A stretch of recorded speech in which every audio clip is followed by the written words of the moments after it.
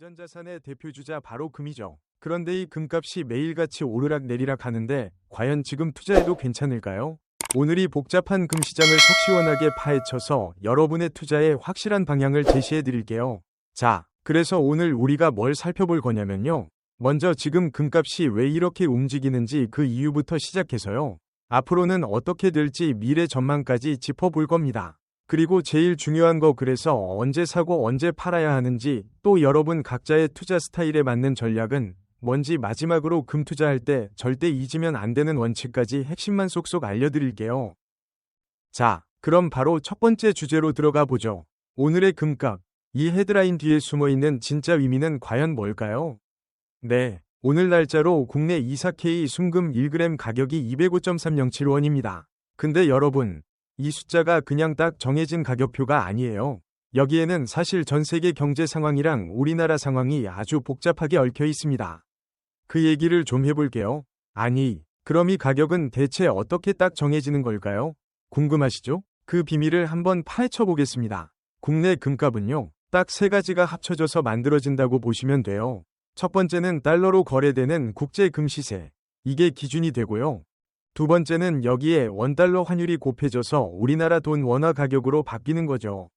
그리고 마지막으로 국내에서 팔 때 붙는 마진. 그러니까 소매 프리미엄이 더해져서 우리가 최종적으로 보게 되는 가격이 되는 겁니다. 자, 그럼 지금 이 세 가지 요소, 그러니까 가격을 움직이는 핵심 동력들이 각각 어떤 상황인지 한번 볼까요? 시장에서 어떤 힘들이 서로 밀고 당기고 있는지 자세히 들여다보겠습니다. 지금 시장 상황이 정말 재밌어요. 마치 줄다리기를 하는 것 같은데요. 한쪽에서는 국제금 시세는 미국 인플레이션 데이터 발표를 앞두고 일단 좀 지켜보자, 이런 분위기라 잠잠해요. 그런데 다른 한쪽에서는 원달러 환율이 계속 오르면서 그러니까 원화 가치가 떨어지면서 국내 금 가격을 자꾸만 위로 끌어올리고 있는 거죠. 네, 바로 이 두 힘이 팽팽하게 맞서다 보니까 지금 시장을 혼조 구간이라고 부르는 겁니다. 한쪽에서는 올리려고 하고 다른 쪽에서는 누르려고 하니 단기적으로는 가격이 어디로 튈지 정말 예측하기가 어려운 상황인 거죠. 이렇게 단기적으로는 안개 속인데 그럼 우리는 어디에 초점을 맞춰야 할까요? 자, 이제 시야를 좀 더 넓혀서 금의 미래 전망을 한번 살펴보겠습니다. 전망이 딱 두 가지로 나뉘다.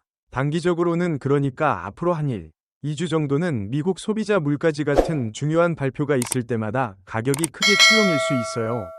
좀 불안정하죠? 하지만 중기적으로 한두 달 뒤를 보면 분위기가 꽤 긍정적입니다. 전 세계적으로 금리를 내릴 거라는 기대감 때문에 오히려 상승을 가능성이 높다는 분석이 많습니다. 그리고 장기 전망은 더 흥미롭습니다. 세계적인 투자은행 모건 스탠리에서는 2026년 말까지 금 가격이 온스당 4.800달러까지 갈 수 있다고 예측했어요. 와, 이건 지금보다 훨씬 높은 수준이라서 장기적인 상승 잠재력이 엄청나다는 걸 보여주는 거죠. 자, 이런 얘기를 들으면 제일 궁한 게 이거죠. 그래서 도대체 언제 사야 돼? 언제 팔아야 돼? 맞죠? 지금부터가 진짜 중요합니다. 행동에 나서야 할 핵심 신호들을 짚어드릴게요. 이 표를 보시면 한눈에 들어오실 거예요. 예를 들어 매수 타이밍은 언제냐? 국제금값이 잠깐 주춤할 때 또는 국내에서 붙는 프리미엄이 낮을 때가 기회일 수 있고요. 반대로 매도 타이밍은 가격이 확 오른 뒤에 좀 조정받을 것 같은 신호가 보일 때 또는 단기적으로 수익을 챙기고 싶을 때 고려해 볼 수 있겠죠. 그런데 여기서 정말 중요한 원칙이 하나 있어요. 매수할 때 절대 한 번에 올인하면 안 된다는 겁니다. 주식 격언에도 있잖아요. 계란을 한 바구니에 담지 말라. 여러 번에 나눠서 사는 분할 매수가 변동성이 큰 시장에서 리스크를 줄이는 가장 안전하고 현명한 방법입니다. 자, 그럼 이런 일반적인 전략들을 나한테는 어떻게 적용해야 할까요? 지금부터는 여러분의 투자 성향에 딱 맞는 맞춤형 전략을 한번 짜보겠습니다. 여러분은 셋 중에 어떤 유형에 가까우신가요? 나는 안정적인 게 최고다 하시는 보수형 투자자라면 장기적으로 실물금을 꾸준히 나눠서 사모는 게 좋고요. 어느 정도 안정성도 챙기면서 수익도 보고 싶다 하시는 중립형은 실물금이랑 ETF를 섞어서 시장 상황에 따라 유연하게 대응하는 전략을 추천합니다. 그리고 나는 단기 변동성을 이용해서 적극적으로 투자하겠다 하시는 공격형은 ETF나 CFD 같은 상품을 활용할 수 있는데 이건 정말로 리스크 관리가 생명이라는 점 꼭 기억하셔야 합니다. 특히 나는 실물금을 사야겠다 하시는 분들은 이거 꼭 체크하셔야 돼요. 눈에 보이지 않는 비용이나 조건들이 있거든요. 판매처마다 가격은 다른지 부가세는 포함된 가격인지, 나중에 다시 팔 때 조건은 어떤지, 그리고 순도나 인증서 같은 기본적인 것들까지 체크리스트 구매 전에 반드시 하나하나 꼼꼼하게 따져보셔야 합니다. 자, 거의 다 왔습니다. 이제 어떤 투자자에게든 공통적으로 적용되는 금투자의 환급률을 보면서 오늘 내용을 한번 정리해 볼게요. 장기적으로 성공하기 위한 핵심 원칙들이죠. 가장 중요한 첫 번째 환급률은 바로 비중입니다. 전문가들이 뭐라고 하냐면요. 내 전체 자산의 한 5%에서 15% 정도만 금에 투자하라고 조언해요.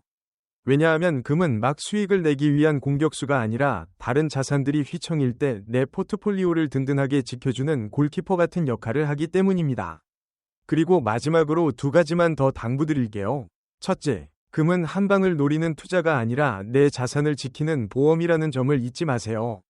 둘째, 시장이 무섭다고 팔고 오를 것 같다고 막 사지 마세요. 감정이 아니라 처음에 세웠던 나만의 원칙과 전략을 끝까지 믿고 가셔야 합니다. 자, 오늘 긴 이야기의 핵심을 딱 한 문장으로 정리해 볼까요? 단기적인 흔들림에 일희일비하지 않고 분할 매수 같은 전략으로 리스크를 철저히 관리하는 것. 이게 바로 지금 금시장에서 유리한 고지를 점하는 방법입니다. 자, 오늘 저희가 여러 가지 분석과 전략을 보여드렸는데요.